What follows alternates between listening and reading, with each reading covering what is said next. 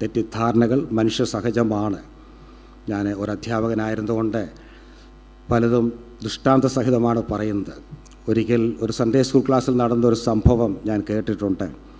ഒരു Sunday school അധ്യാപകൻ ചെറിയ പ്രായത്തിലുള്ള കുട്ടികളോട് ചോദിച്ചു, ഏതാണ്ട് 7-8 വയസ്സ് പ്രായമുള്ള കുട്ടികളോട് ചോദിച്ചു, വേദപുസ്തകത്തിൽ പേര് പറഞ്ഞിട്ടുള്ള ഇരട്ട കുട്ടികൾ ആരെങ്കിലും ഉണ്ടോ, ട്വിൻസ് ആരെങ്കിലും ഉണ്ടോ എന്ന് ചോദിച്ചു.